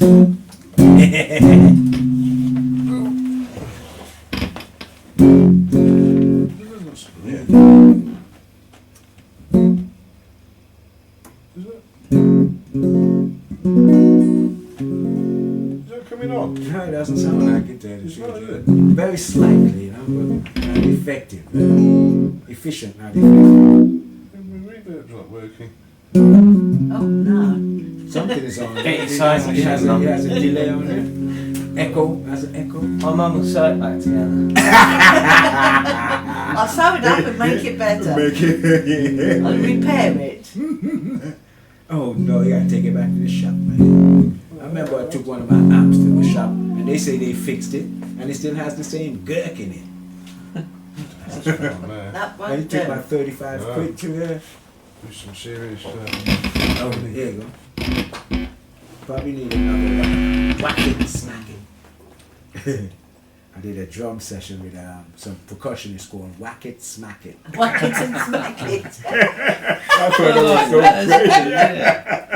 crazy. And he was you can't resist that. I'm telling you, improvised. He was an improvised percussionist, so he makes percussions out of everything. Yes. You know, Yeah, which is brilliant. Yeah. We had a magnificent session. Wow. Did you? Oh. Everybody was playing on everything. Absolutely. I'm singing whack it and smack it out no fair, whack it and smack it. Oh. Don't beat up your kids, whack it It is, there are simple things. Years and years and years and years ago, we went to see Rycoda, didn't we? Now, my God, that was, I think John was about a year or maybe 18 months old, so 81, 82. Yeah.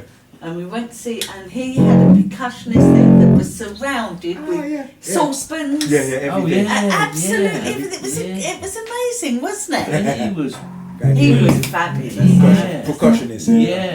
He was having such But fun. he was almost like an act on his own. He was. I mean, Rycoda's a brilliant Yeah. guitarist, great. Okay. But this percussionist guy, Percussion just brings it though, Yeah. doesn't it? Once it gets going, it just brings it. Yeah. he was like, I love a percussion session. Yeah. That sounds. It's not coming. Let it go again. No. Reverb, you know? No, that's not sound like it. Turn it up, Bobby. That's his problem. We need volume. Something like that.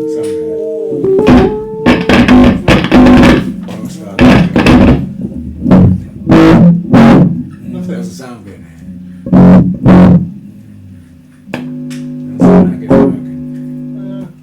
No reverb. Oh, It was Bobby's plugged in the wrong space. sing a song. Yeah, plugged I in. got no Plugged reverb. in. Oh, no, we can't. That's right, he ain't got no reverb. Like the other night we was doing this, we was doing this gig, and for some reason the singer didn't have his mic. I didn't have reverb.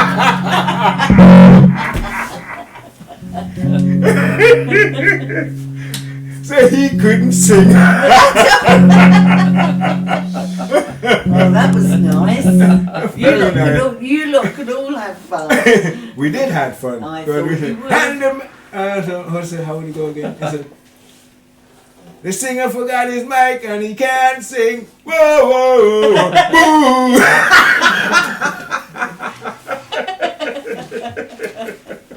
Hooray! Oh, funny. Yeah. He couldn't sing without his mic. I said, wow, man, look at that, you know, man. He's supposed to be a singer. Yeah. You know, hey. You have to have a mic to sing. You have a mic. Sing. The other guy, he was using a Coke bottle. And a Coke bottle is singing. Yeah. And it was projecting a sound, you know. Yeah. Oh, gosh, man. Oh, dear. Electronics, I tell you. Always cease to amaze. What's happening? I don't know. No, reverb gone. Yeah, that's Anyway. That's it. You can't function now. More reverb.